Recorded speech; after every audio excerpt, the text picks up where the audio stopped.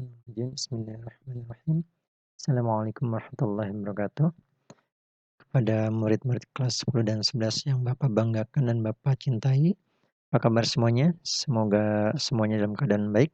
Ya, bertemu saat sekarang dengan Bapak di sini masih dalam kegiatan Sematan Ramadan, program penumbuhan budi pekerti Semar Satu Ranca Bungur di hari Rabu, tanggal 10 Ramadan 1442 Hijriah.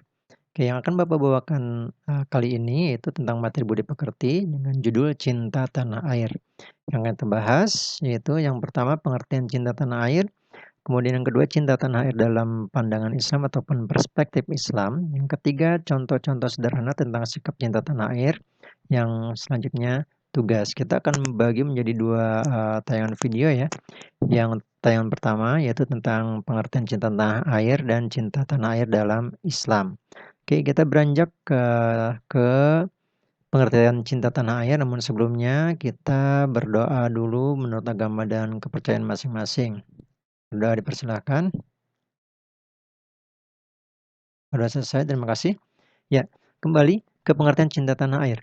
Menurut Kamus Besar Bahasa Indonesia, cinta tanah air adalah perasaan yang timbul dari hati sanubari seseorang warga atau seorang warga negara untuk mengabdi, memelihara, membela, melindungi tanah airnya dan dari segala ancaman dan gangguan. Dalam buku Merajut Kembali Keindonesiaan Kita tahun 2007 oleh Sultan Hamengkubuwono ke-10, sikap cinta tanah air adalah cara berpikir, bersikap, dan berbuat yang menunjukkan kesetiaan, kepedulian, dan penghargaan terhadap bangsa. Seperti sikap terhadap bahasa, lingkungan, sosial budaya, ekonomi, dan politik bangsa. Oke, selanjutnya, di mana cinta tanah air juga sering dikenal dengan nasionalisme, yang secara ringkas nasionalisme merupakan paham kebangsaan yang merupakan kesetiaan tertinggi individu terhadap bangsa dan tanah airnya. Yang selanjutnya, cinta tanah air juga merupakan implementasi atau wujud daripada sila ketiga, yaitu persatuan Indonesia, yang dapat diwujudkan dalam kehidupan kita sehari-hari, baik di keluarga, sekolah, maupun di lingkungan masyarakat.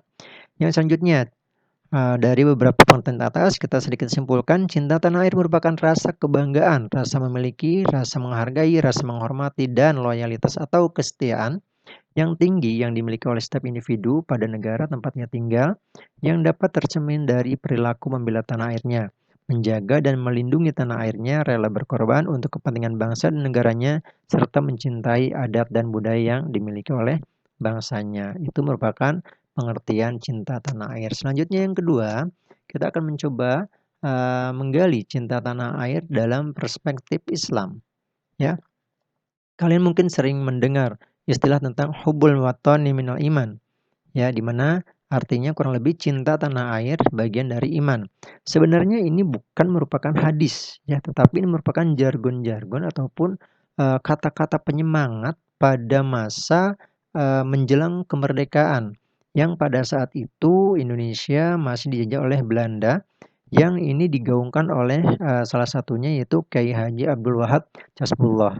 Di mana maksudnya kata-kata ini untuk menggelorakan semangat ataupun memberikan motivasi nasionalisme ataupun cinta tanah air kepada masyarakat Indonesia pada kala itu, sekaligus mengapa kata-kata bahasa Arab yang digunakan, karena bahasa ini tidak dimengerti oleh Belanda pada masa itu, sehingga hubbul watani minal iman saat itu sempat viral ataupun sempat ramai di perbincangan ataupun diutarakan oleh masyarakat Indonesia. Nah, cinta tanah air dalam Islam di sini ada beberapa dalil ya, di antaranya tentang cinta tanah air ini yaitu dalam Al-Qur'an, yaitu Al-Qur'an surat An-Nisa ayat 66 yang bunyinya kurang lebih A'udzubillahi minasyaitonirrajim walau anna katabna 'alaihim an yaqtulu anfusakum aw yakhruju min diyarikum ma fa'alu illa qalilum minhum. Maaf. Yang artinya kurang lebih, dan sesungguhnya jika seandainya kami perintahkan kepada mereka, orang-orang munafik, bunuhlah diri kamu atau keluarlah dari kampung halaman kamu, niscaya mereka tidak akan melakukannya, kecuali sebagian kecil dari mereka. Ya, Al-Quran Surat An-Nisa ayat 66.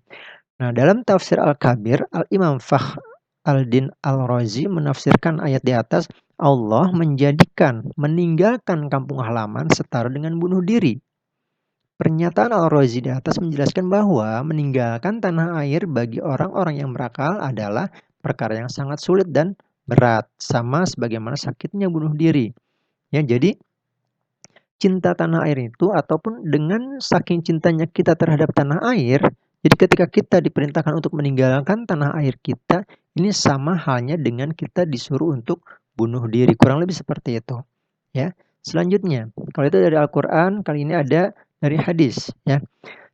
Yang kedua, cinta tanah air dalam hadis dan penjelasan ulama pensyarahnya diriwayatkan dari Anas bahwa Nabi Muhammad SAW ketika kembali dari bepergian dan melihat dinding-dinding Madinah, beliau mempercepat laju untanya. Dan apabila beliau menunggangi unta, maka beliau menggerakkannya untuk mempercepat karena kecintaan beliau pada Madinah. Hadis riwayat Al-Bukhari, Ibnu Hibban, dan Al-Turmuzi. Mengomentari hadis di atas, dalam Al-Fath Al-Bari, Al-Hafiz Ibnu Hajar menyatakan, hadis ini menunjukkan keutamaan kota Madinah dan disyariatkannya cinta tanah air. Hal yang sama juga dikemukakan dalam kitab Umdat Al-Qari oleh Badr Al-Din Al-Aini.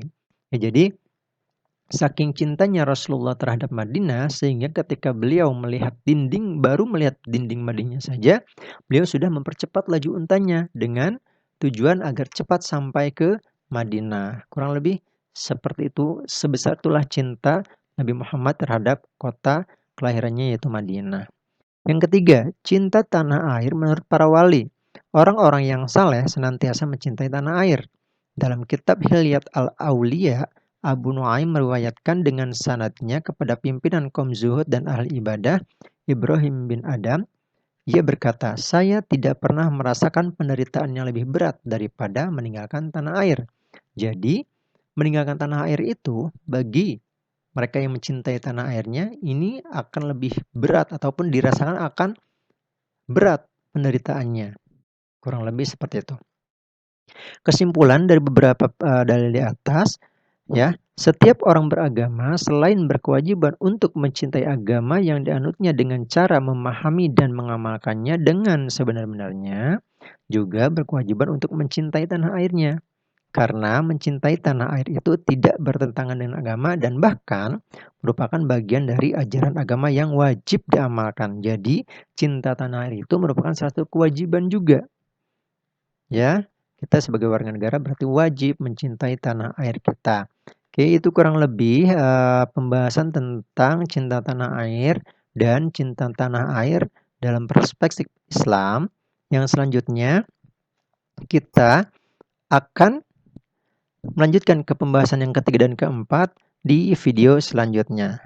Oke, kita akhiri dulu video yang ini. Kita akan sambung ke video selanjutnya.